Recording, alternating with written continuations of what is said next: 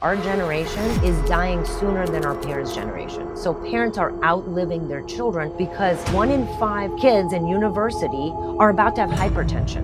And when you have hypertension, that leads to heart disease, to stroke. When people say heart disease is an adult issue, it drives me crazy. The environment has a massive role on the outcome of health of children. What is this? Once you decide that food, your health style, will impact your child's longevity, and your child is going to be a healthier person and a healthier adult, childhood is only, 20 years? We live to 90. So we have to prep the foundation in the first 20 years so they can have a healthy 70 years. In 1990, when I did my residency, there were 0 cases of type 2 diabetes in children. In 2025, 1 in 6 children has type 2 diabetes. Today's guest is someone I've genuinely admired for her clear, no-nonsense approach to children's health. Dr. Ana Maria Temple is a board-certified pediatrician and mom of 3 based in the US, and she's on a mission to heal kids by addressing the root cause, not just masking symptoms. From eczema and ADHD to gut issues, she's helped thousands of families move away from endless medication and focus on real lasting health. She's also the author of the book Healthy Kids in an Unhealthy World, and the best part, she practices everything she teaches right at home. Let's welcome the amazing and inspiring Dr. Ana Maria to the show. Dr. Ana, it's great to have you here today. Good morning to you, and thank you for making time on your busy schedule. I am so grateful. You know, pediatricians, for me, I fell in love with my son's pediatrician because among all the doctors on the planet, your child is the most precious to every parent, and that doctor can alleviate any amount of stress on a troubled parent whose child is sick. So thank you so much for joining me today, and I want to pick your brains about you being one of the most famous pediatric doctors, and I love your Instagram channel, your 2 books. I want to dive deep into them. But how are you doing today? I'm so excited to be here. This is such an honor.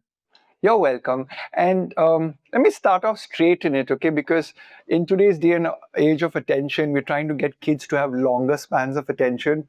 But even the adults are at fault. They want quick podcasts, they want quick answers and stuff like that. So I imagine I'm coming to your clinic.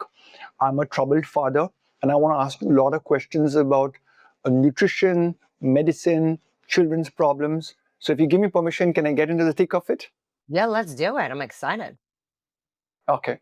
Now, being a pediatrician is one thing, but I just discovered that you're a mom of 3, and that adds a whole new lens to your life.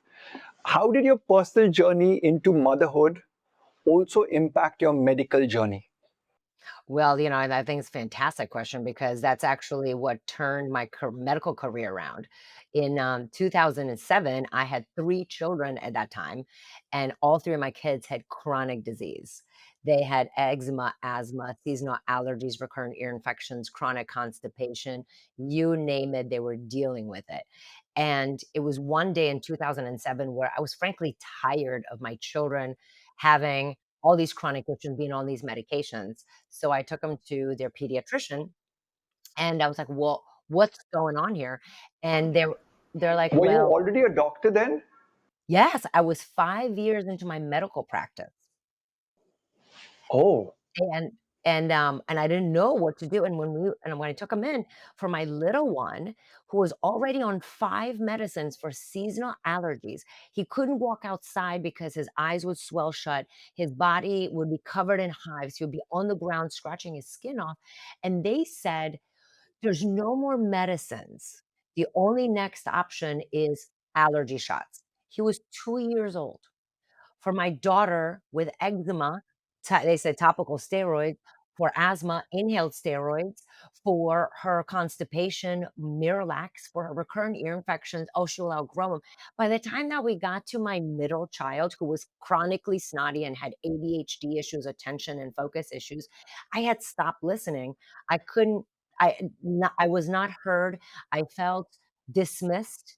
So I walked out of that practice and I was like, I don't know what to do, but this cannot be the story of my children. My children are not gonna be on chronic medications for the rest of their lives. I don't know how we're gonna do it, but I'll tell you, their story is gonna change, and they're gonna be the inspiration by which other families are gonna change their lifestyle and habits.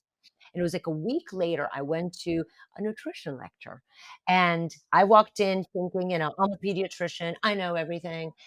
But I wanted to support the school, and it was on that Tuesday morning, 7:30 in the morning, freezing my booty off in a first grade primary school classroom where the fog lifted and I understood the root cause of my children's issues. All that the lady talked about was sugar. And I came home and I came home at 7:30 at night in my stilettos after working all day, went into our pantry and got rid of the cereals, the crackers, the snacks, the fruit gummies, you name a packaged garbage food, and I got rid of it. And after that is when I became an outcast in my own family. My husband and I fought over food for the next 5 years. My friends thought I lost my mind. So I want to pause you over there, Doc. You said you and your husband were at loggerheads for almost 5 years. Is that correct? We fought over food for 5 years. And what was his thought process? Because I get a lot of clients who come to me and one parent wants to change the food, but the other parent, it's not about the food. So just expand a little bit on why did you all fight and what was the fight about? Oh, the fight was, what does nutrition have anything to do with it? So my husband is an orthopedic surgeon, so he fixes bones, and we Oh, went another doctor. another doctor. So both went to the same medical school where we were never taught about the relation between food and chronic illness. I mean, we were told that we need to encourage our families to eat healthy, but there's no actual correlation between food and chronic disease made. And so he was like, this is ridiculous. You're being crazy. You're being a weirdo. Children should have fun. Food is fun. If we take away this food, they're not going to have a fun childhood. They're going to be miserable. And, when my mama warriors take over and they're like, "Wait, what?" They are on a mission and nobody stands in their way. And yeah, and I stood my ground. I was like, "No, we are gonna get rid of packaged foods and we're gonna eat more fruits and vegetables and we're gonna make smoothies." And no, in the United States, we have children's menus at restaurants, which is complete garbage. It's chicken nuggets, fries, and burgers. If you can think of a more American meal. And so that is what children get at restaurants with no fruits, no vegetables, just processed foods. And as I was changing our meals, the children were coming on board, but the husband was very upset again about that taking away the food, about the price of food. Why does it have to be organic? It's more expensive for it to be organic. What's the big deal? And so on it went. And one of the key things, besides me being persistent, I never pointed fingers at him. I never was like, you need to do this. You need to change this. I was like, you know what? You do your thing and I'm going to work with the children. And by working with the children and teaching my children why we're making these changes, he started making changes. And I'll tell you and I made him watch, there's a documentary called Food Inc. On Food Inc., it talks about why we should eat grass fed beef and free range chickens and organic versus industrialized foods. And that started changing his mind, and he stopped arguing over the price of organic, especially organic grass fed free range wild caught meat, because that was a big issue. And then I made him watch I made the children watch the documentary. I did not say anything to him, but he was watching it because we were watching it. And it was called Fed Up, and all it talked about sugar. So that put a seed in his head. Then he was sicker than 5 years in, he was sicker than everybody else, and he's like, "Why am I always the sickest one? No one else seems to be sick." And it was on a trip, we're going on a trip to Paris, and he was so sick, I took him to urgent care, he had double pneumonia, coughing up blood, he could barely get out of bed, and I was like, "I'm gonna leave you home, like, we're going." And it was on that trip, he was like, "I gotta change something, there's no way I can be this sick and no one else is sick." And he started paying attention a little bit, making a change, listening to a podcast, then the podcast planted a seed, and then it was a change over many years. We are now 17 years into our journey, and now I mean, we don't have to discuss anymore. He's no processed foods, home cooked meals, tons of vegetables.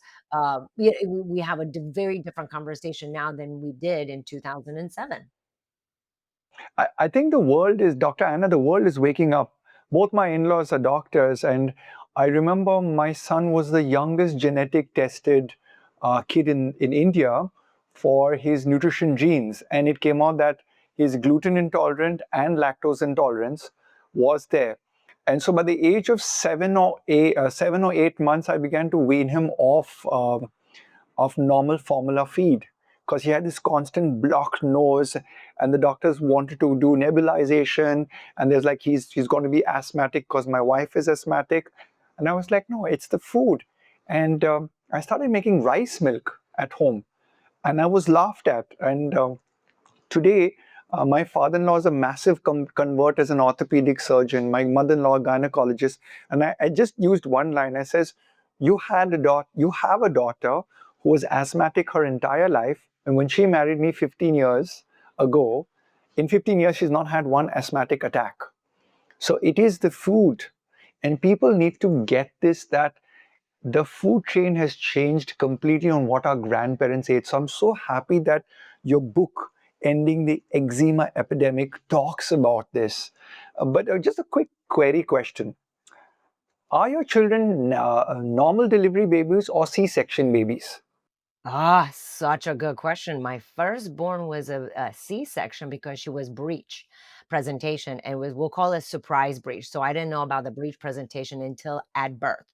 And so I didn't have any chance to kind of do the versions and all that. So she was C-section, and she was by far my sickest one. She was the one with So chronic can you ear infection. expand for our listeners about C-section and being the sickest in terms of immunity? What's the relationship?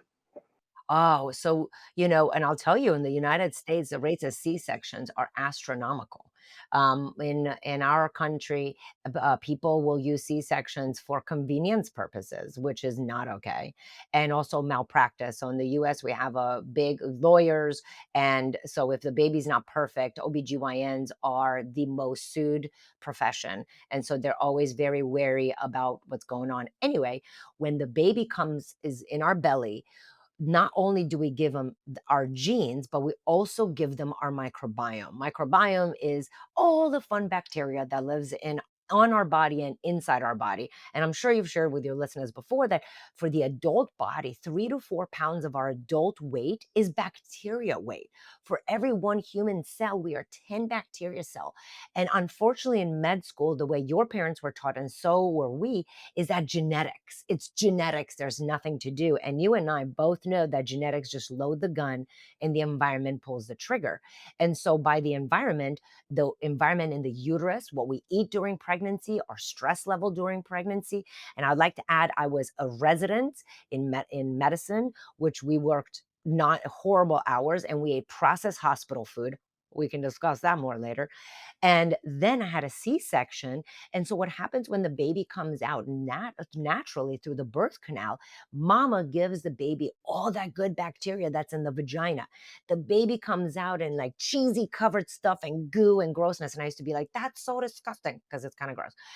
And then the baby's supposed to actually face down towards mom's butt. And when the baby comes out, moms often poop, and the baby eats and comes in contact with mom's poop. And as disgusting as that sounds, the microbacteria in the poop and in the vagina are transferred to the baby, which is huge because if we populate the baby with that microbiome, we are able to cover them in the bacteria and they're eating the bacteria.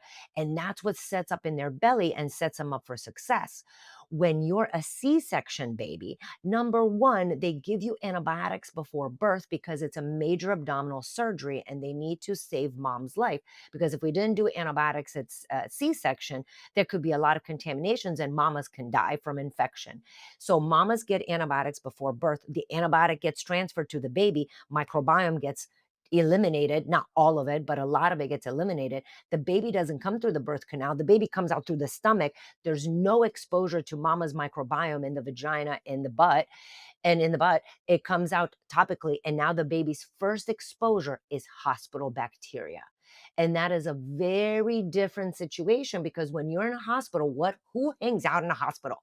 Sick people. Do you know what sick people have? Sick gut bacteria. Right? And so now the baby is out in the world. They had a round of antibiotics and now they are exposed. They're not exposed to mama's microbiome as they should be, and they're exposed to hospital sick bacteria. And therefore, that's one of the reasons that children of C-section births, generally speaking, have higher rates of chronic issues than babies born via the vaginal canal. It's so amazing. You know, India is one of the largest countries. No, India is one of the largest populations in the world. We're not the largest country, largest population, 1.4 billion people.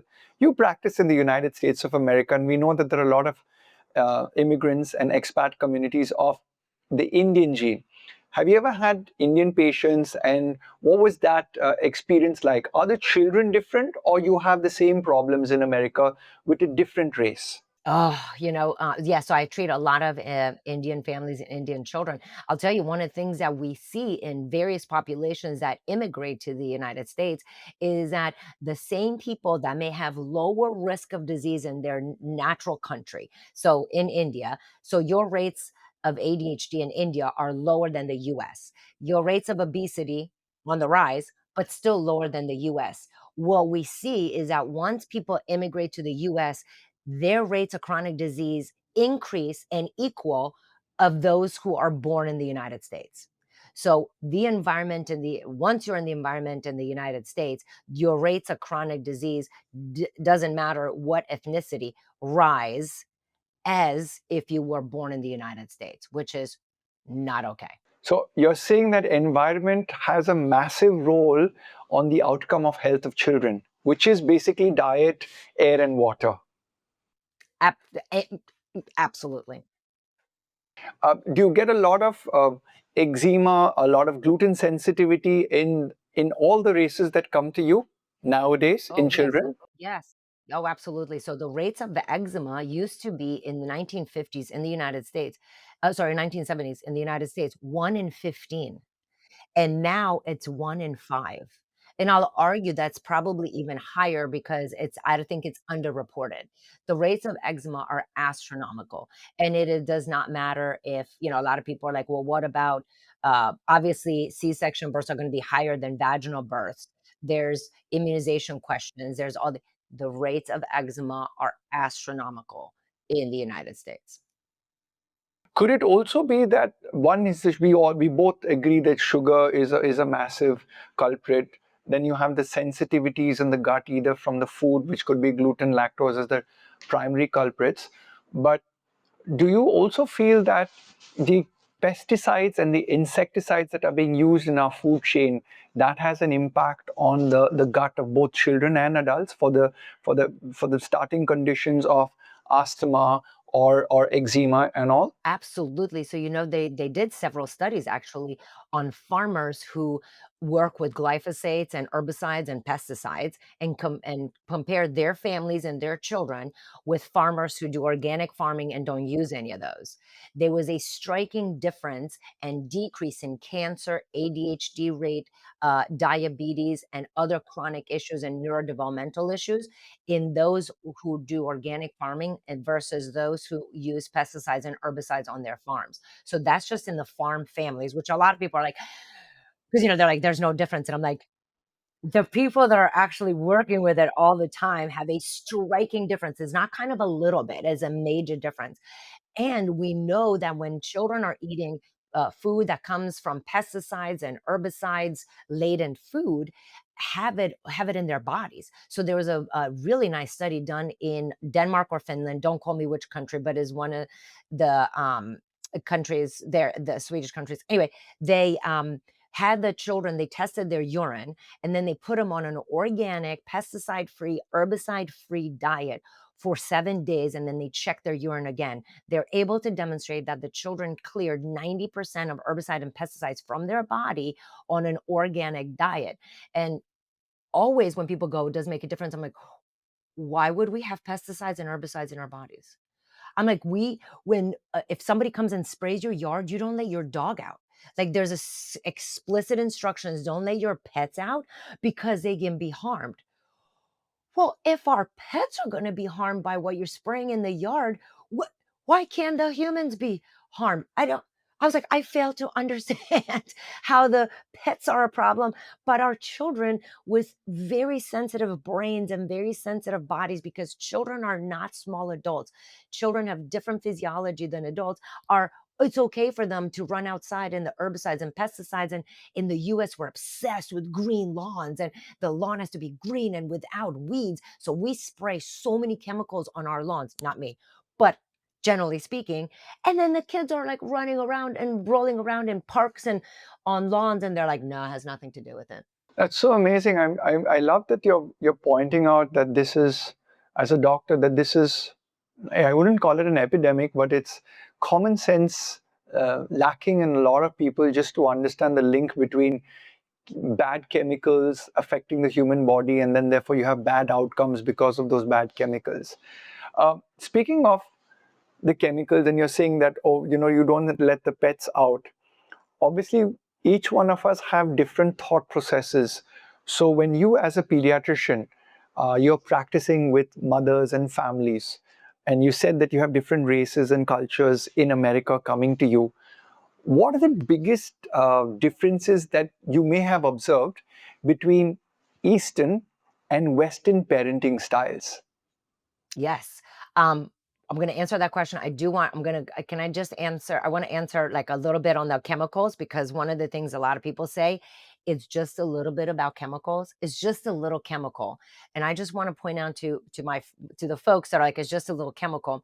So for example, you drink water every day, you're like, it's healthy. But if you drink water with a little bit of arsenic in it, you're like, okay, well, arsenic kills you. Right, right. But a little bit is not going to kill you. So, would you ever give your children water with arsenic in it? No, but we're giving them food that has an equal of arsenic, which is the pesticides and herbicides. Now, one of the things that people fail to see is like, oh, well, it's just a little bit. I'm like, there's a cumulative effect. For example, when it comes to smoking, let's think about smoking. If you smoke 10 cigarettes a day, are you going to die that day? No. Are you going to die the next day?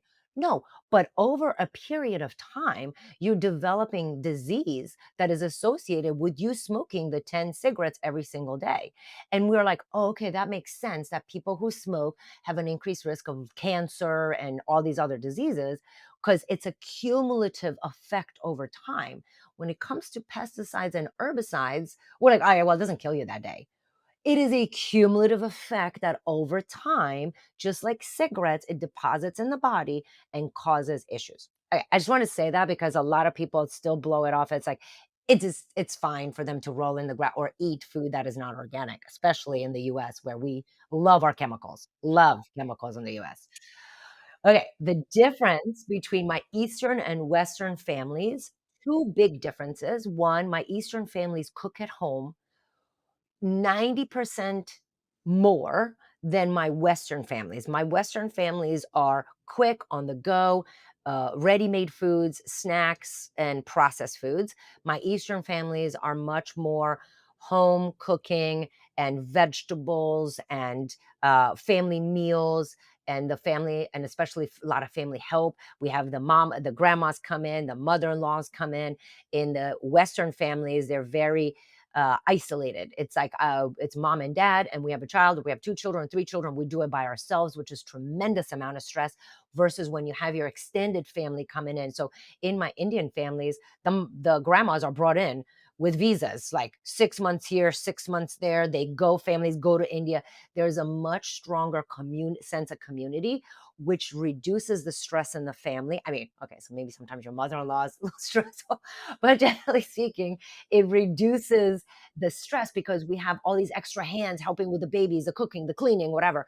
And Western families are much more isolated, and the stress level is much higher because they have to do it all. You got to work, you got to raise the kids, you got to clean the house, you got to do XYZ all by yourself. And we blow it off on the Western side. We're like, that's just how everybody does it on Instagram. And I'm like, that puts a ton of pressure on the nuclear family when you don't have the support of your other people.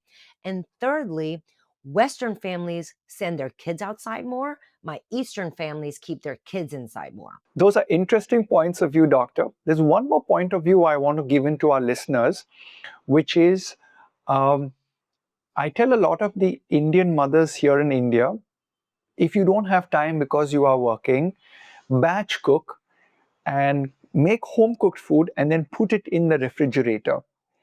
But they're like, no, it's not fresh and stuff like that. And they'd prefer ordering food from outside, which I say is an absolute no, no, no. Because I know restaurants don't wash the rice properly or wash the tomatoes or the potatoes correctly. And that pesticide, insecticide could be at a higher level of concentration when it's not washed off, or the energy by which the food is produced. So what's your take as a doctor? Batch cooking at home, more love, or it's better to order fresh from outside? Oh my gosh, I'm with you 100%. And here's the thing, it's funny because they're like, "Well, it's not fresh 2 days in." I'm like, "Why is it not fresh 2 days in?" I'm like, "What is fresh?" The restaurant keeps that fish or whatever they're cooking. It's not their stuff is not fresh. They're keeping it on their shelf, so it appears fresh. And I so agree with you about the love of a parent putting into cooking. We act like, "Oh, it's just food." I'm like, "No, there's a lot of energy. We're more than just chemicals. We're chemicals and energy and spirit and well-being, and then we put so much love into food, and the same meal that you're making, it's probably going to nourish our children's bodies more because of the energy that we put into the food to nourish our children versus the restaurant who cares? They're just trying to make money. I'm not speaking anything badly. We love restaurants, but they don't care about our children.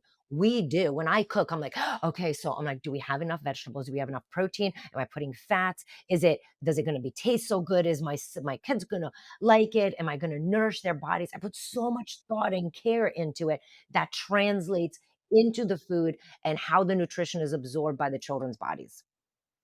I'm smiling because you just told me at the beginning of the podcast that your children are now away to college and they're all grown up. Do they still call up and say, Mom, we're coming home for a home cooked meal? You know it, we have yep, we have Sunday dinner, so my daughter's back in my town, and we have Sunday dinner, and she comes for Sunday dinner, almost every Sunday with her partner. My middle child is at university, and we talk to him, and I actually call him for recipes. So both my 2 grown children cook home meals.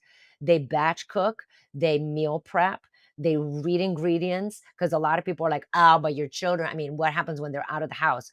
Of course, they went through their phase where they were eating garbage at university, obviously, right? And they drank alcohol too. And then as they matured, Second, did they they talk to you about it? Mom, my skin's flaring up or my allergies are back. Did they talk about that during that period? You were clean with them as long as they were your babies, then they went to college. Talk to us about that. Yeah, so actually my son so we were on I don't know if you know that, but Dr. Phil has a show in the US. Anyway, so we're on the Dr. Phil show, and my son actually was like, "Yes, when he had eczema," and he's like, "When my eczema cleared up, my mom I did everything my mom said, but when I went to high school, I thought I knew more than my mom.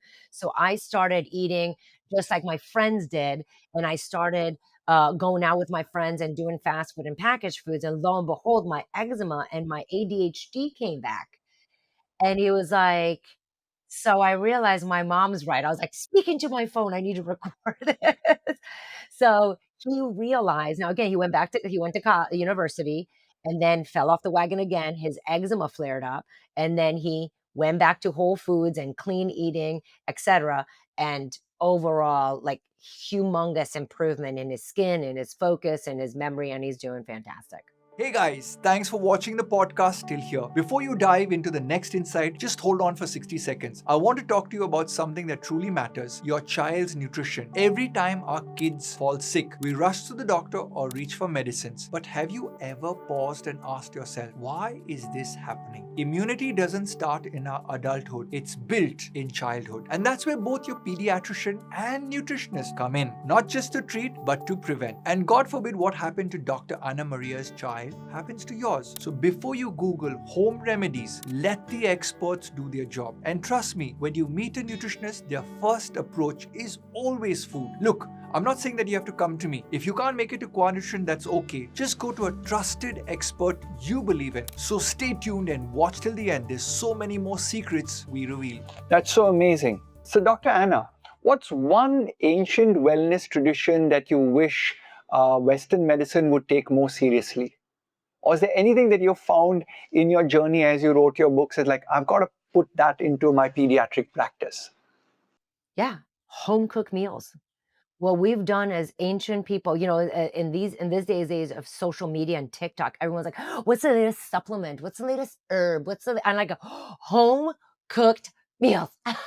And so, like, if we could eat at home and we can cook our meals at home and walk outside, preferably barefoot, in the grass, in green spaces, if we could sleep like we used to sleep, it's not that complicated. I mean, we've made it so complicated in modern age, and we're like, "What is this fancy?" And I'm like, and we was like, "It costs so much to be well. It costs so much." I'm like, "It doesn't have to. It's simple things that we do every day, but we are sidetracked by, I call it sparkly lights, the latest supplement, the latest medication, the latest whatever." And I'm like, if we just do home cooked meals and Ayurveda medicine, home cooked warm meals with lots of vegetables that nourish the body, generally speaking, I'm not going for each, I'm just generally speaking, is the basis of wellness. Air outside, the sunshine, your feet on the ground, connecting with the earth is basic stuff that we can all do. One herbal that I do use for anxiety, stress is ashwagandha. I use ashwagandha tea, and I said, if we're going to do an herbal specifically, that's one of my go-tos on a regular basis. I have my ashwagandha tea on the regular. Um, in your book, in Healthy Kids in an Unhealthy World, I love the title, first of all, because most of the patients or clients that come to me are they have unhealthy kids. But you talk about healthy kids in an unhealthy world. You're talking about kids being sicker than ever, and nobody seems to be raising alarm bells about these children growing up to become the adult population of the future. We will have the youngest population in the world, but we're going to have the sickest population in the world. Now, this echoes with the sentiments in your book. Is there any scary data that you see in the West? Because we in India, who are the affluent, which are about 200, 300 million, who will do the Cheerios, we will do the Lay's chips, we will do the pizzas, we will do the burgers, we will eat foreign stuff, and the sugars like nobody's business. My son loves chocolates, even though I tell him you can't eat Skitties, you can't have M&Ms. He's like, Papa, just one packet, just one packet. So, is there scary data out there that parents need to be aware of? Oh yeah, and it's not just scary in the United States. I have some scary data from India too, but for the US, 1 in 3 of our children is overweight in the United States. That is not okay. With 350 million people, we're not close to India, but a third of our kids are overweight. And to your point, chronic disease begins in childhood and shows up in adulthood. A lot of people make this mistake like, oh, as an adult, I have heart disease, but my heart disease happened in my 40s. No, it didn't. We have data from Japan and Korea to show that heart disease begins in as early as 10 years old.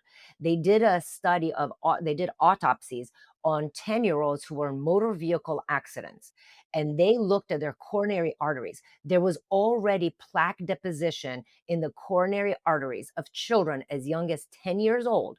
So when people say heart disease is an adult issue, it drives me crazy because they're like, kids are fun. They can eat like this. I'm like, no, you can't. Because children, you eat for your future adult self. And when you're eating garbage now, you're going to have garbage out as an adult. So we have a third of our children have diabetes. 1 in 5 have attention deficit hyperactivity disorder. And in the United States, we love our drugs and medicine. So 70% of our children with ADHD diagnosis go on medications, which are powerful meds. We have 1 in 5 have eczema. 1 in 6 have type 2 diabetes. By the way, in India, you guys are the second country in the world for type 2 diabetes in children. You're the second. We're first. Because, in the US, we like to be first. We're first in chronic disease, and we're first in use of chronic meds, but India's coming in second for type 2 diabetes. And what I want everyone to understand, I did my residency in 1990. In 1990, when I did my residency, there were 0 cases of type 2 diabetes in children. Let me say that one more time. There were 0 cases, none, nobody, no child had type 2 diabetes in 1990s. In 2025, 1 in 6 children has type 2 diabetes. And we're like, it just happens. No, it doesn't just happen. That does not just happen. Here's another thing that is rising in India as well as non-alcoholic fatty liver disease. There was a random study, I think that's article came out like 4 days ago actually about non-alcoholic fatty liver disease in adults in India that on a screen 70 or 68% of people had surprised non-alcoholic fatty liver disease. So what that is that there's when we eat a ton of sugar and processed foods, the liver can only process so much. And when it gets overburdened by it, it starts storing it as fat and it gets deposited in the liver. As we have more and more fat in the liver, we are unable to digest our food. We cannot detoxify, and it leads to more chronic issues. In 1990s, there were 0 cases of non-alcoholic fatty liver disease in our children in the US, and we're now 1 in 6. Mind blowing. And I'll say for ADHD, as I said, 1 in 5 in India, you're 7%, but you didn't have any cases of ADHD. It's like a couple of decades ago. Your numbers are now what we were about 40 years ago, but it's on the rise. And in your college kids, 20% have pre-hypertension, which means that your 1 in 5 kids in university are about to have hypertension. And when you have hypertension, that leads to heart disease, to stroke, to all the things that, by the way, our generation is dying sooner than our parents' generation. So parents are outliving their children because it doesn't matter. Mantra has now led to sicker kids, which are sicker adults who die sooner than their parents. Dr. Anna, these same parents, when I talk to them, and you're a pediatric doctor, and I love the fact that you said 0 at 1990, and now it's just like, oh yeah, it's part of life. But when I try and scare parents, and I don't know if you do that, but I definitely try to scare parents because you have only 1, 2, or 3 children nowadays. So what do you tell parents who are overwhelmed and think healthy living is like, oh, this is too much? Is there any 3 tips on a crazy school day morning to help mothers out or fathers out with? Yeah, so I mean, we have the same thing. We have very busy people who want quick answers. And we can't change people that refuse to change their mind. I can't. So I don't say what I usually do on my social media platform as you do. We put out the information. People can passively listen to it, absorb it, plant the seed, and then we can have a conversation. Is this truly going to affect my children? Because once you decide that food, your health style will impact your child's longevity, and your child is going to be a healthier person and a healthier adult. Childhood is only what, 20 years. We live to 90. Well, not anymore, but we used to live to 90. That's 70 more years. So we have to prep the foundation in the first 20 years so they can have a healthy 70 years.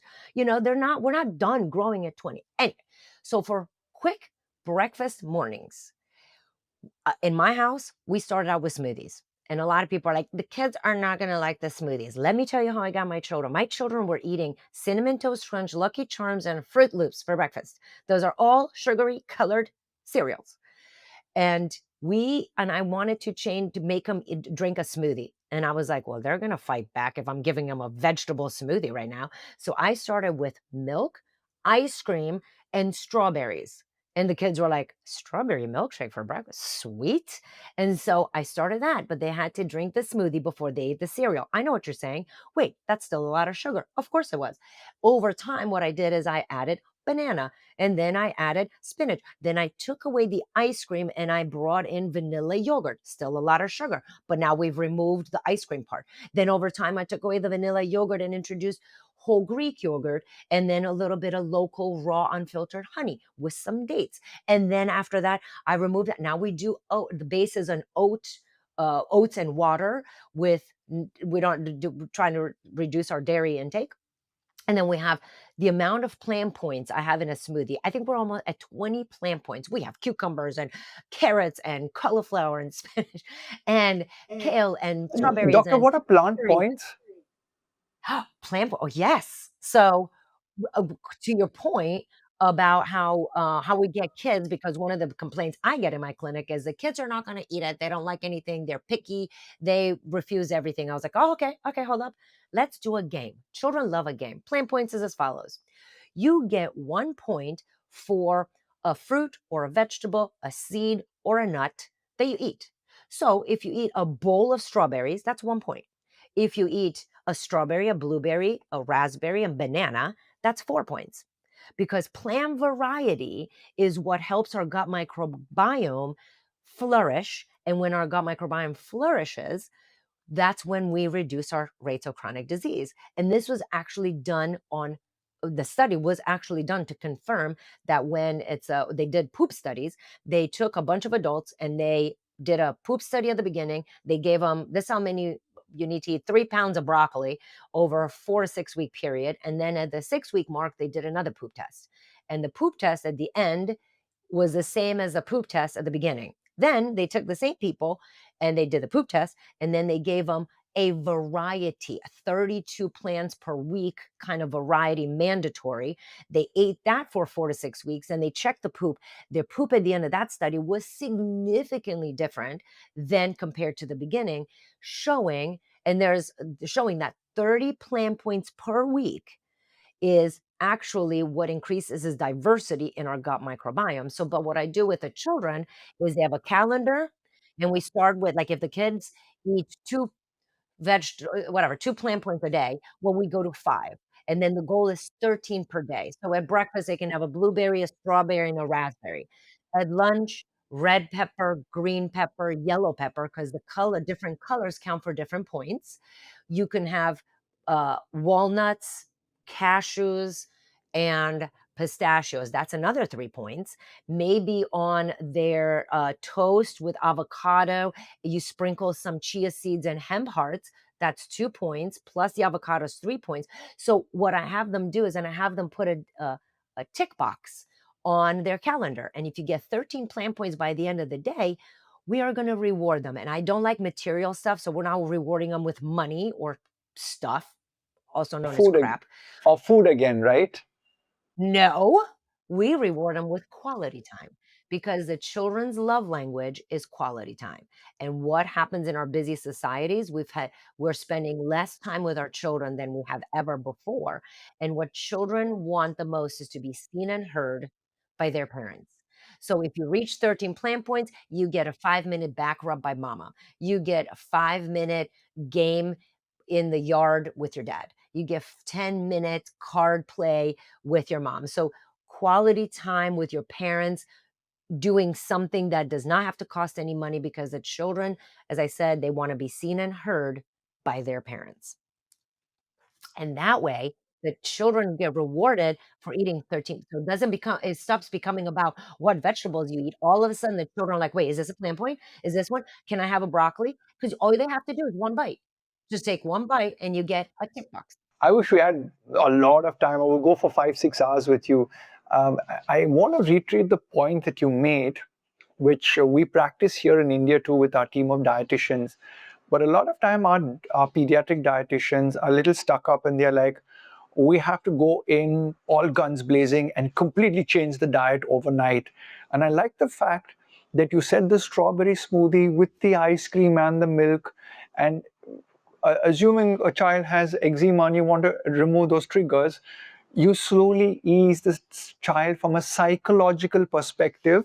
So the psychology remains high for love and liking the food, and physiology response is low, but then you slowly kind of waver it out. And that's something that I, as a sports nutritionist for kids, have been doing for almost a decade and a half. And it's worked because the kids get to love you. So you want them to love you first, and the parents are like, no, but you need to stop all of these stuff. You know, a lot of parents have access to Chat GPT nowadays, and those days Google. So you do have that. But this is so amazing. Tomorrow morning, a blood test is happening in my house. I'm getting a blood test done tomorrow. My son is 11 years of age. He does karate, he does tennis, he's got a gluten and lactose intolerance. He had dengue at this part of the year. So me and my wife had a discussion. She's like, I don't think we need to get his blood test done. And I was like, I need to get his blood test done. And so as a pediatric doctor, a pediatric nutritionist, a mom who's a pediatrician, a mom who has elderly kids, so you have got the adult kids now, but they were young. What do you tell your patients in terms of the diagnostics? When is the right time for a mother to go to a doctor and maybe insist to the doctor to get the blood test done or not done? So I usually do, and so I do like diagnostics, and I find that majority of the children are vitamin D deficient in the United States. They're also zinc deficient, especially my kids with eczema are generally speaking are zinc deficient. Our children have too high of fasting glucose. They have too high fasting insulin levels. They have too high triglycerides. And I usually do blood work around, again, if we have any concerns or their diet is not a whole foods diet, we will do blood work sooner. So, I mean, I have babies with eczema, we'll do blood work at 1. If you have a chronic issue as a baby, you're getting blood work because we're looking at your micronutrients, because the body cannot function if you're deficient in zinc, vitamin D, B12, iron, etc. We can put any cream you want on eczema. If you're deficient in micronutrients, you can't fix iron deficiency anemia with a cream. So for chronic folks, we start very early. If you're otherwise well, your weight for height looks good, nutrition is good, about 11 is a great time, 10, 11 is a great time to do blood work. And then we definitely do it at 16, 17.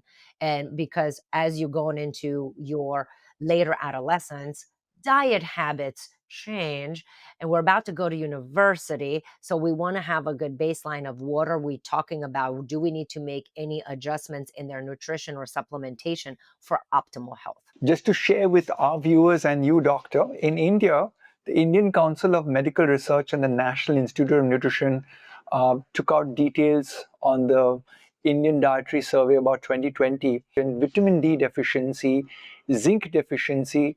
In India, we have got also the diabetic and the hypertensive markers, as well as vitamin B12 deficiency, and about 60% of the Indian population is anemic because of the gene that exists in this part of the world.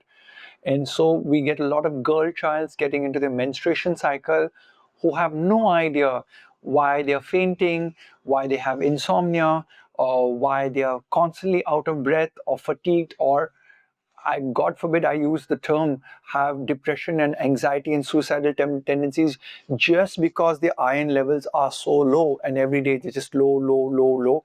And it's just that the iron was not there in the diet.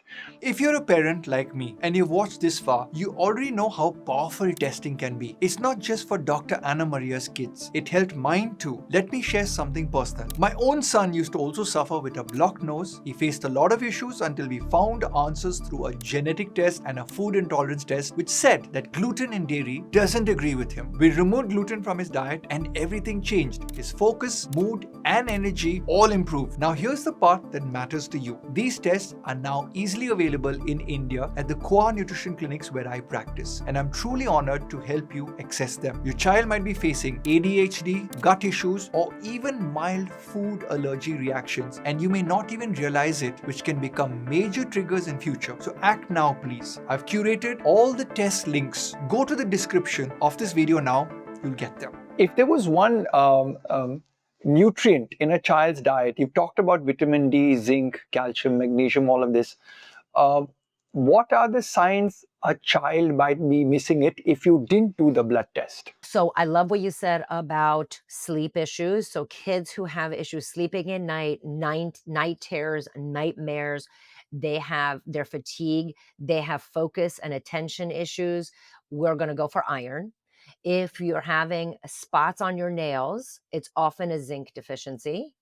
Focus issues and fatigue can also be a B12 deficiency. Rash around the corners of your mouth, which is called angular cheilitis, is often associated with B vitamin deficiency and zinc deficiency. Too much of sugar in the diet, Oh, which yeah. causes I mean, the sugar and brain food not to coloring. work.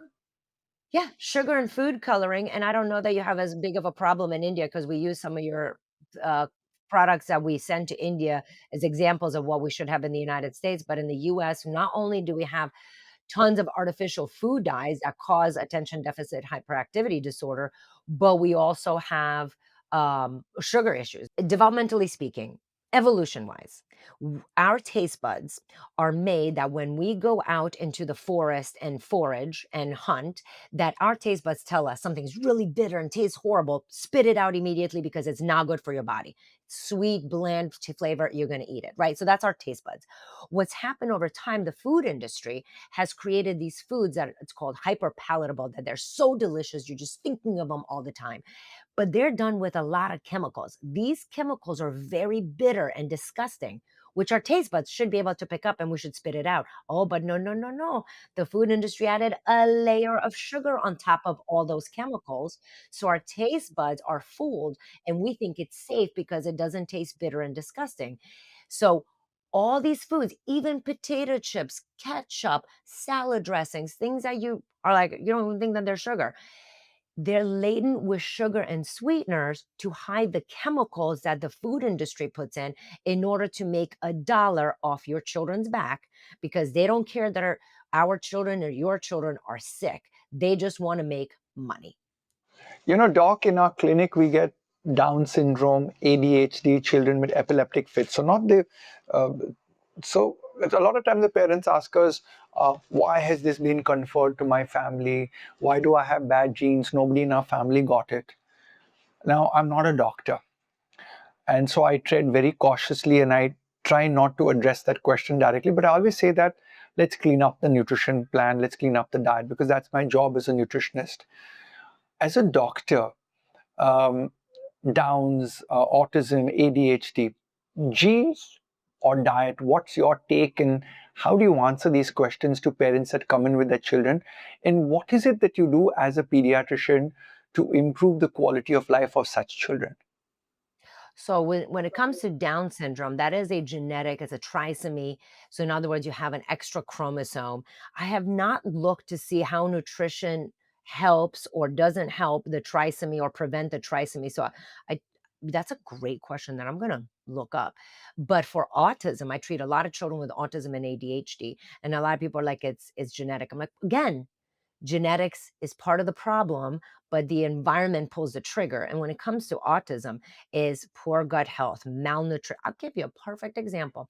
So there's this thing called cerebral folate deficiency in children with autism, which means they don't have enough folate in their brain in order to help the brain make the chemicals needed for focus, memory, concentration, personal, social bonding, etc. When you replace the folate in these children's diets, they suddenly start talking. They suddenly start bonding with mom. They suddenly are more, they're able to follow directions. They're less stuck. They're less obsessed. I can't tell you how many families come in and they're like mind blown. What? And so the prescription drug in the United States is called leucovorin, but it's high dose folic acid or high dose folate, which helps help this problem. So we know that there's a folate deficiency. Generally speaking, is it 100% of kids with autism? No, because nothing's 100%. But in a lot of them, and high dose folate, and there's so much data in the medical journals about, you can look up leucovorin and autism. Mind blown. And when I try to bring this to Western medicine doctors, they're like, I mean, I don't know why they look at me weird. I'm like, the amount of data out there. Okay. Nutrition. One of the things we do in our clinic when a child comes in with autism, we don't do any supplementation until we've made nutritional changes, which can be very, very difficult for children with autism.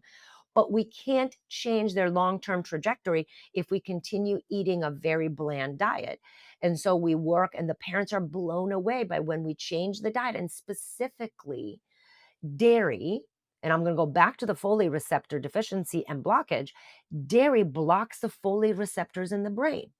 And when you have, and it doesn't matter if it's cow, sheep, goat, camel is actually the worst, but those block the receptor. And so, and then the kids want to eat more because their gut wants them to eat more dairy, and their gut microbiome wants to eat more dairy. And then the kids scream, and the parents are stressed out and they don't know how to handle it. And so, and then the more dairy the children eat, the less vegetables they're going to eat, because casein is exceptionally addictive. People always tell me, they're like, but it's really delicious. I'm like, I know. I'm like, this is why my job is so hard. They're like, bread is delicious. I'm like, again, I know. This is why it's so hard. But gluten and casein are exceptionally addictive in the brain. And when children with autism are eating dairy and gluten, that that overpowers their brain to accept colorful food. And so when we remove those gently and replace them with other foods, it can open up the brain. So now we can put folate in the brain, and now we can actually have neurotransmitters and chemicals doing the right thing in the brain. But it also opens up their palate so they can accept other foods. And that's just not children with autism. That's just picky eaters to begin with. But I want to focus on kids with autism. But casein and gluten are very addictive. So when a child is eating a beige diet, parents are like, yep, nothing we can do about it. There's like a beige diet. I'm like, well, because we're giving them a beige diet. And so children don't have driver's licenses. They don't have money. So they cannot go to the store and buy these items. We, the parents, are the suppliers of these foods that are not helping their children. That's such a valid point. We, the parents, are the suppliers of the therapeutic intervention of food or the poison aspect of food. Staying with that, once these children eat stuff, one of the biggest complaints that I feel that very few parents are prepared for is nobody asks a 10-year-old to a 15-year-old, how's your poop? How's your potty? Are you constipated? Because children start to get embarrassed once they become 10, 11, 12. And parents think like, okay, now the child's getting to become an adult, and I don't need to talk about bowel movement. How was your potty today? Like, my wife gets grossed out when my son and me have a dialogue every day. I'm like, dude, how was your potty today? And she's like, Papa, it was really good. And my wife goes, will the two of you not discuss bowel movement at the dining table? But as a doctor, we know there's a lot of information coming out on the microbiome, the diagnostics of microbiome. We are doing that in India on children who have IBS problems, chronic constipation, reflux, acidic reflux, all of these things. In your practice, um, what does a truly happy gut look like? What do you look for in signs like the mood, the skin, and even in your book, Ending the Eczema Epidemic? Does the gut health, the microbiome, play an important role? And what is it that you do specifically in your clinic to reverse issues with kids with gut problems? Yeah, got it. Okay. So first of all, see, I don't see behind my head. Do you see it here? See, I have a poop emoji for anyone that's listening and not seeing this. I have a giant poop emoji that sits behind my head because I think that poop is absolutely super important to discuss. In my clinic, every time I see you, I'm going to ask about what you ate in the past 24 hours. And people are like, oh, that's a bad example. I'm like, no, it's not. So I ask her what you ate in the past 24 hours and what your poop looks like. And yes, the same thing, like, oh my God, it's so disgusting. And so then I bring out the Bristol stool chart, and everyone's like, points with no, all of a sudden, all conversation, and everyone, it's fine.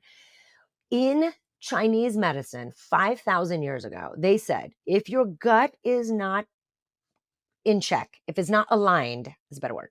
If your gut is not aligned, the rest of you is dealing with chronic issues. In the United States, because we think we know better than the rest of the world, we said that is a complete bunch of BS. And so we then did all this research in the NIH, National Institute of Health, where we looked at the Human Genome Project. In the Human Genome Project, they found 40,000 human genes that are like for Alzheimer's, diabetes, and cataracts, blah, blah. And then they found 3.3 trillion genes given by the bacteria in the human gut. And then in the US, we were like, uh oh, it looks like in what's going on in the gut actually does matter for the rest of the body. It looks like ancient Chinese medicine was right. If you don't poop every day, you don't have good gut health. So one of the things I get all the time is like, my baby's breastfed and they can poop once every 7 days. I used to say that. That is not okay. Breastfed babies need to poop every day. And then I see that clinically when my breastfed babies don't poop every day, they will develop either eczema, acid reflux, wheezing, seasonal allergies, something's coming down the pike. When they poop every day, it increases the risk, decreases the risk of chronic issues. You cannot fix eczema if you don't poop every day. Pooping is our body's way to detoxify. Again, everyone is like, I need zeolite and I need charcoal and I need herbs to detoxify. I'm like, how about we poop every day? How about we eat vegetables which have all those things and we poop every day? When you poop every day, you get rid of heavy metals, mold, chemicals, etc. out of your body because the human body is built in, is we Mother Nature has created our body to be able to withstand viral infections, pollution, all the things. If we let it run like a well oiled machine, is when we interfere with the processed foods and all the sugar, artificial food dyes, and more chemicals than it can handle, that the body gets stuck. But we need to poop every day. So if you're not pooping every day, we're not getting anywhere. That's number one. We talk about it all the time. In my house, we talk about poop all the time. I mean, the Temple children know the importance of pooping every single day, and that is mandatory, not only in my family, but in all my patients. Uh, Dr. Anna, it's so when you have a kid who doesn't poop or doesn't have a proper bowel movement, would a microbiome give you insights into what better you could do, or you just rely on changing the fruits, the vegetables, the fiber in the child's diet? I'm very old school, and I believe in the power of diet. And before, like, if we're not getting anywhere with dietary changes, we will do microbiome testing. But usually it's not enough water. 75% of poop is water, not enough fiber. In the US, we are obsessed with protein, obsessed. And everyone's like, I'm not getting enough protein. And I'm like, we don't have a protein deficiency in the US. We have a fiber deficiency. So we need fiber in our diet. We need plant variety. We need an environment that is not stressful. When in the US, we're the most stressed out country in the world. When you live under constant stress, you can't poop. If you are chased in the forest by a tiger, you're not like, oh, I'm gonna need to take a moment and poop before you eat me. Let me just kind of have a bowel movement. No, you're not pooping. And so, and people are like, well, I'm not being chased by a tiger. I'm like, no, you're not, but you have a mortgage to pay, children to raise, you have to go to work, you have to volunteer. All those things are very stressful to the human body, and the body perceives that stress just the same as if you're being chased by a tiger. So when you're stressed, you can't poop. And then we have micronutrient deficiencies. Magnesium deficiencies is worldwide because our soil is magnesium deficient. The farming practices, I'm going to speak for the US, are we don't rotate our crops. We don't put nutrients in our soil. We are depleting our soil. And if you don't have magnesium in the soil, you don't have magnesium in the nuts. And so even though you're eating nuts, which are supposed to be high in magnesium, they're not high in magnesium because it's not coming from the soil. So we have a magnesium deficiency. So to your point earlier, how can you tell on exam or story about another nutrient deficiencies? I forgot to mention magnesium, because if you're not pooping every day, despite having a varied diet, lots of water, low stress, sleeping great, magnesium deficiency, it might be an issue because and vitamin D, zinc, magnesium are super important for digestion to occur properly. So, Doc, how can parents begin to tell if there is a behavioral concern or there is something rooted in the child's plate that is causing an issue? So, how do you ask the questions or what do you observe? Well, as I said, everybody who comes in, we do a dietary history because how do we know it's a parenting issue or nutrition issue or a deeper rooted issue? I mean, there's certain behaviors that are beyond. However, even when I have kids, which is called pandas or is neurological inflammation, we still have to treat at the core nutrition. So for kids with neurological inflammation, I've listened to a conference which was very Western traditional medicine, and they talked about a lot of medications that help calm the nervous system. Wonderful. That's great.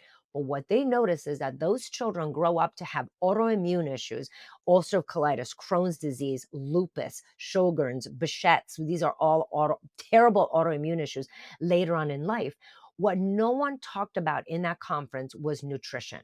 So when the children are beyond, even the beyond, if we're, ADHD, we're talking autism, we're talking neurological inflammation, we have to start with what is on the plate. So I always do a dietary history. If we're eating processed foods, we're eating seed oils, we're eating artificial food dyes, tons of sugar, preservatives that irritates the nervous system. And again, it's not 100% of the people. So I'll speak again for the US. In the US, it's like, okay, well, not all people who eat red dye 40 lose their mind. Therefore, red dye 40 is fine. Wait, what? Each human is an individual person. And each human is affected by red dye 40 differently. And each human is affected by sugar differently, by pesticides differently, by herbicides differently. So just because your child is not losing their mind with red 40 doesn't mean that your neighbor's child who's losing their mind with red 40, that mom's crazy. Each human reacts to different chemicals and different things in our environment very different. We have kids that react to stress very differently than other kids. And so we have to be cognizant of what is starting with what is on the plate and having a whole foods diet with no artificial food dyes, sugar, added sugar less than 24 grams a day. And I'm being very generous here. And children less than 2 should have zero added sugar per day. And added sugar means honey, maple syrup, coconut sugar, and all the sugars and all the other things. And a lot of people also will say, oh, but I'm doing monk fruit or stevia. I'm here to tell you that the studies show that children who eat stevia leaf extract or stevia or monk fruit end up eating more sugar and simple carbs than children who don't eat those foods. So even though it doesn't spike the insulin level, it promotes a diet high in refined carbohydrates and sugar. Dr. Anna, we talked a lot about the plate and behavior and nutritional deficiencies and all. I know I'm going to be heading home now. It's evening here in India, and the first question I'm going to ask my son is, did you go out to play? One part in your book you've written, switch off the Wi-Fi. And by the way, when I did read that yesterday, I did it. I quietly went and switched off the Wi-Fi, and my son like, Papa, the video games are not working anymore. I was like, oh, I don't know, I have to call up the broadband guy and stuff like that. And that was amazing. So I need you to explain to the world as a pediatric. Pediatric is a kid's doctor. What is the importance of play? And how does it also have an impact on the brain and the immune system for children? I mean, we have so much data to show that when children go outside, natural sunshine leads to natural vitamin D. Natural sunshine decreases the rate of our children needing eyeglasses. There was a study done in China that's been replicated a couple of times, and they show that children who play outside for a minimum of 2 hours per day have a decreased risk of needing eyeglasses. The rates of eyeglasses in the world has exponentially gone through the roof. When children move their bodies, they detoxify. For just 1,000 steps, we decrease illness by 3 to 4 days. Because the parents during cold and flu season, they're always like, Could well, you how repeat can that we? point again? I want the parents to hear that. For every 1,000 steps, we decrease the days of illness by 3 to 4 days. It's 1,000 steps. By the way, I calculated how long it takes a child to do 1,000. The average child, it takes them about 10 to 15 minutes to get 1,000 steps. So if we send them outside, because I had to break it down, like how long is that going to be? Because we've become a very sedentary society. And I'm gonna take it to us parents. We are addicted to our electronics. We are addicted to our cell phones and computers. And the children are kind of annoying when we're wanting to be on our Instagram and TikTok. I'm just saying.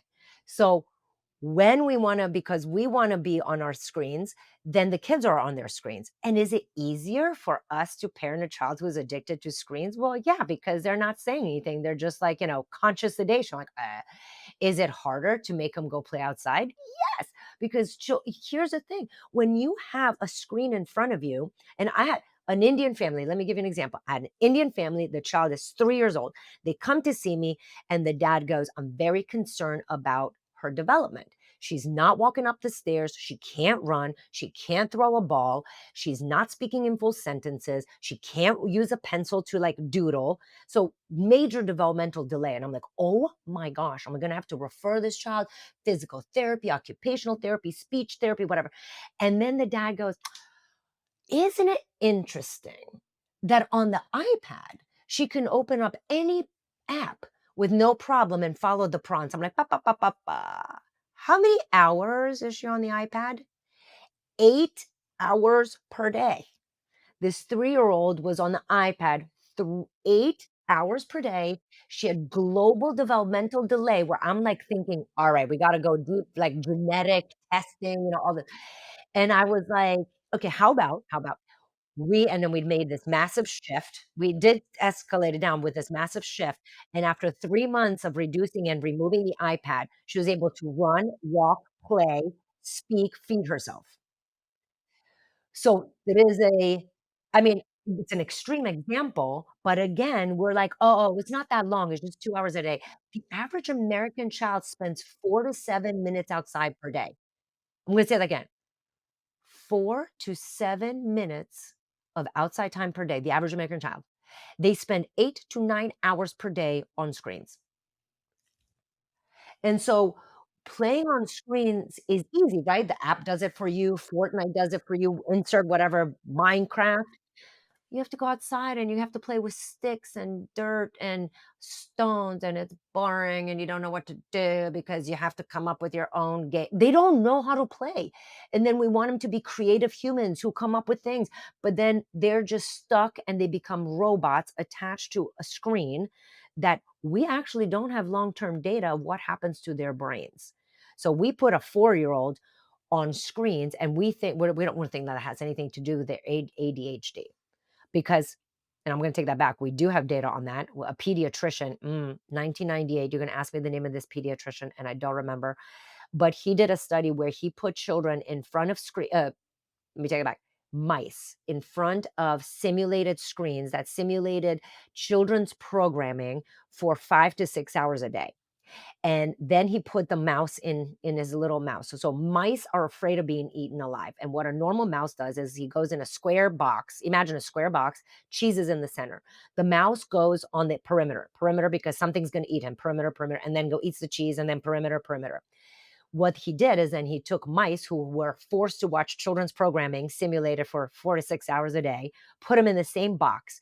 That mouse was in the middle of the cheese, swirling around, maybe to the side, maybe in between, maybe zigzag, cross. It was a mess because that mouse was completely dysregulated and could not focus on mousy things because his brain was completely mush by children's programming simulation.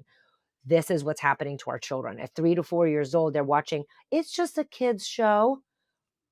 The point of television is not to educate your children. The point of television is to make them watch more television, because the more television they watch, the more money the television company makes.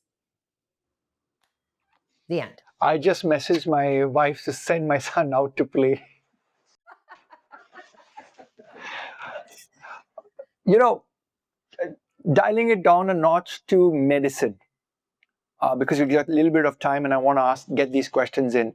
I love my pediatrician here in India because since my child has been born, the first question when I interviewed him was, Doctor, what's your take on antibiotics? And I would say that in 11 years of his life, he's taken antibiotics only once. And I know that there are other people who are given antibiotics at every cough, cold, and fever, which is sometimes every month. So do you believe it's overused in America? Because obviously the India also mimics Western medicine and copies whatever is happening over there. And how can giving the antibiotics either help or harm the child's health? And how do you balance it when they truly need it versus the immune system just needs space to work? And I just want to add one more thought over here.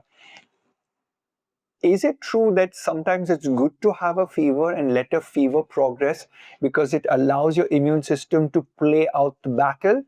And this question is specifically from my wife, because the moment my son gets a fever, she wants to give him a paracetamol. And I was like, let the fever play out. So what's your take, doc? Oh gosh, we really need like 6 more hours here. Okay, let me do fever first. So fever, we the doctors, and I'm sorry, we the doctors have caused fever phobia. We're like, "Oh my god, they have a fever, we need immediate medicine." No, to your point, when the body has a fever, the body activates the immune system, and the immune system works better with a fever than without a fever. So for example, when the body is being attacked by a virus, let's say the virus and his 50 friends are coming in to attack, the virus cannot live on its own. It needs the human body to live. It uses the human body to make photocopies of itself. So it's like uses the body like a photocopying machine, if you will. So the virus comes in, turns on the photocopy machine. It's making copies of itself. The body says, wait, I don't like this. This is not good. We need to deploy our B cells. We need to deploy the immune system. Raise the temperature. It raises the temperature. Now you're cooking at 103. At 103, the photocopy machine gets turned off. The virus can no longer replicate itself. At 103, the body sends all the messages to the immune system. It makes more immune cells, and the immune cells work faster, stronger, better at attacking the viruses in febrile conditions. And now the virus, let's say, made 200 copies with his friends. So we have thousands of immune cells attacking the virus. Your cold, flu, etc., is done in a few days. Now, same scenario. Virus comes in, uses the photocopy machine. The body raises temperature. We're paranoid. We give paracetamol, which lowers the temperature. Now the virus goes, sweet. Now it makes billions of copies because the photocopy machine can keep on working because there's no fever. And the immune system is like, wah, wah, wah, let's make an antibody. The antibody barely gets there. So by treating the fever continuously, what ends up happening, we have millions, billions of viral particles and only thousands of immune cells. So the child is sick 3 to 4 weeks, really bad cough, really bad congestion, and the illness goes on and on. By allowing the body to do its thing, again, Mother Nature has prepared our human body for it to be able to deal with this. Mother Nature didn't go, you know what? I hope we get paracetamol. I hope that we have ibuprofen one day. No, Mother Nature was like, I'm going to give you fever and you're going to knock this out. Parents are very afraid of febrile seizures. Febrile seizures are not common. Can they happen? Absolutely. If your child has a febrile seizure, please speak with your doctor about it. But giving paracetamol or ibuprofen does not prevent febrile seizures. That is false. That's been shown in the medical literature over and over again. Another fear, brain damage. The human body is not, in a neurologically normal child, the human body is not going to allow the temperature to go high enough to damage itself. That doesn't actually make any sense. Why would Mother Nature allow the body to make a 105 fever and shut down all the organs? Now, if you're infected with the bacteria is doing the damage, not the fever. And so when, people always go, what number do I give the paracetamol for? There's no number. It's how is the child? Because I have children with 104. You're going to ask me Celsius. Let's say 40 degrees Celsius. Yeah, 40 degrees Celsius. They're like, I need. But if the child is quietly sitting there, just relaxing, they're sipping fluids, they're peeing, the body's doing. If I have a child with a 38.5 fever and they're like laying down, they're not drinking, they look horrible. Okay, that child we're considering giving them medication, but it's not the thermometer. Don't treat the thermometer, treat the child. You're going to ask me what 100, I don't know what 105.5 Fahrenheit is, but like No, 105.5. the fever scale globally, doctor, is always 100. Everyone sticks to the Fahrenheit. Even in India, we don't go to Celsius at that point. We go to, oh, I've got fever. He's crossed 100. Let's keep paracetamol. So it's Oh 100 gosh, in India, and everyone knows that. 100 is nothing. 100 is like don't even call me with that. Like, that's not even a fever. I know people say it's a fever. I'm like, "Don't," my patients know, I'm like, "Don't even call her with 100 because that's nothing. We're not doing anything for that. So like 100, and again, a child with 101 temperature laying around and not refusing to drink and not peeing, very different than 104 child who's resting. Should we do the cold compress and the wet Yes. towel on the body to drop the temperature? Yes. Yes, absolutely. A cool bath, a wet washcloth are all amazing. all amazing to keep the child comfortable and let the body naturally cool off when it needs to cool off. I think our grannies are quite correct in that department. Let me tell you something. The grannies have been correct on many, many things. I've said many times, I'm like, I got to call my grandma and tell her, you were right. You were right. And I want to talk about the antibiotics. So, 60 to 80% of our antibiotic exposure actually comes from meat. So, from our food sources. So, that's why it's all, again, important to eat organic because 60 to 80% of antibiotic exposure comes from our food. And then the other comes because parents don't have the patience or the time to let the body do its thing. I had a patient come in literally on Monday. The child had cold congestion for 3 weeks. The baby's nursing well, sleeping well, happy as can be, but she's had congestion. And mama goes, well, she's had a cold, like the snot for 3 weeks. I'm over it. Is it time for antibiotics? I'm like, under no circumstances. I was like, no antibiotics here. But she's like, but it's gone for so long. I'm like, that doesn't, it just takes about somebody's get over a cold in 2 days, some 3 weeks, some 4 weeks. I'm finishing a cold right now. I'm at the 3 week mark and I have like a little bit of snot left over. But that doesn't mean that I'm going to take antibiotics. I'm going to do salt room. I'm going to do my supplements. I'm going to do my herbal teas.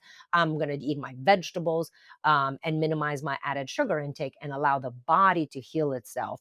Obviously, if we have a bad pneumonia, sepsis, which is general infection, meningitis, that's not what we're talking about. We're talking about cough, cold, even ear infections. 60 to 70% of ear infections get better without antibiotics if we give the body time and some proper anti-inflammatories.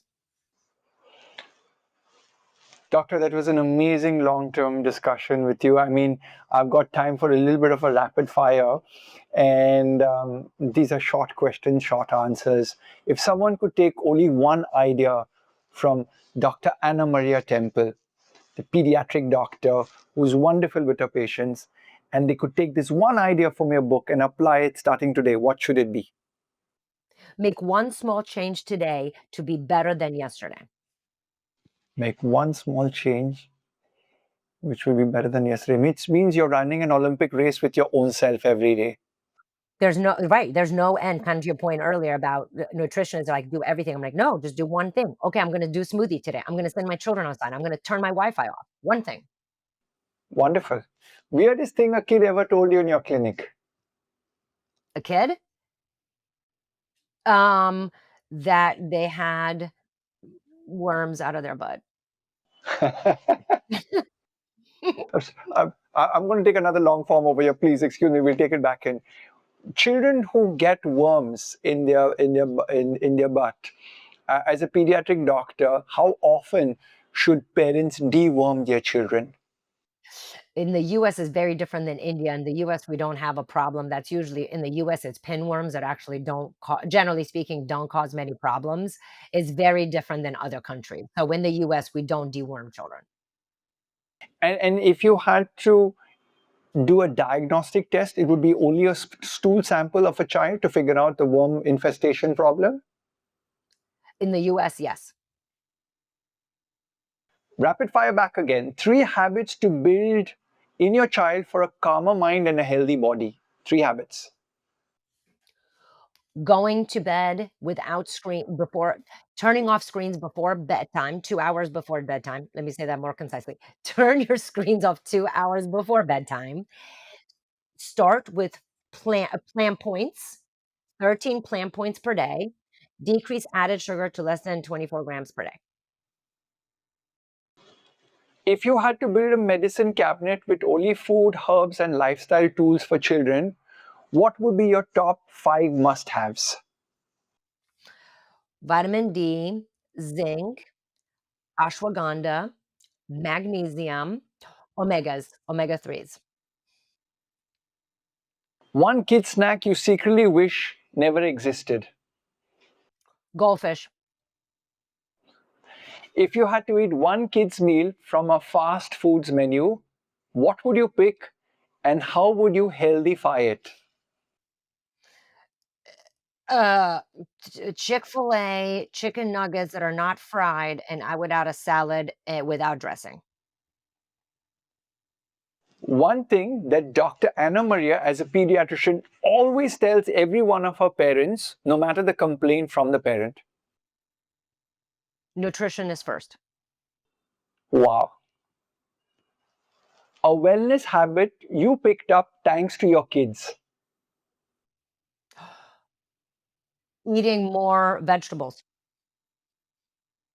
Your kids taught you to eat more vegetables. Well, because I had to change their lifestyle and I had to make them eat more vegetables, I had to eat more vegetables. It's very hard for children to eat vegetables if the parents don't eat vegetables.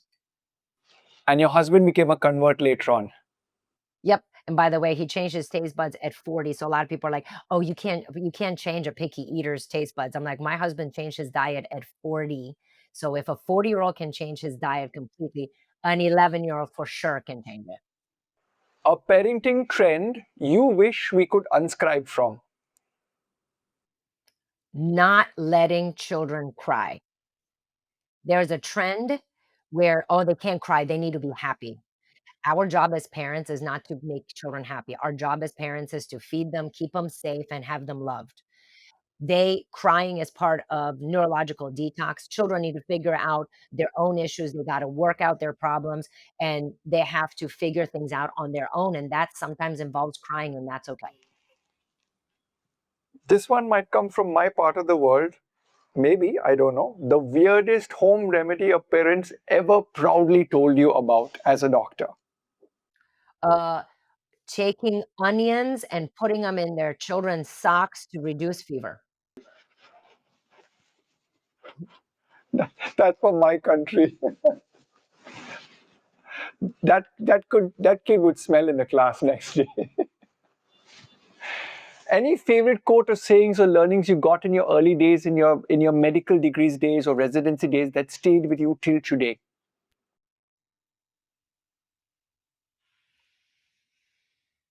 Oh, gosh. The one thing that stays with me today is that 0% of children in 1990 had type 2 diabetes. It's not a saying, it's a fact that I repeat all the time. Awesome. Dr. Ana Maria, this has been probably one of my most favorite podcasts ever. The reason being is I've got so much of personal information for my son, and you're probably going to help millions of Indians out here who are evolved and watch podcasts and understand that even the doctors talk about nutrition being the first thing. Um, I'm going to visit the US in the years to come. I'm going to stop by your practice and I'm going to come with some goodies. Hopefully, they'll be sugar free, dairy free, gluten free. I'm going to find something that can be made from by one of our chefs here in India, and I'm going to carry it personally because you've been an absolute amazing guest on my podcast today. Thank you so much for your time. You've been a delightful guest, a learned guest. God bless you in your mission, and may many, many more doctors follow your footsteps in changing the way the world eats. Thank you so much for joining me today. Thank you so much for having me, and I love everything that you're doing, and I'm so glad that our missions are aligned because more people need to hear this message and all the different things that we talked about, and I love it that we're spreading it globally. Thank you for watching this far. It's been an amazing episode and I'm so grateful to have you till the end. If you like this video, please share this video with your loved ones. Better still, gift me a subscribe, a like, or even a comment and we'll come back to you.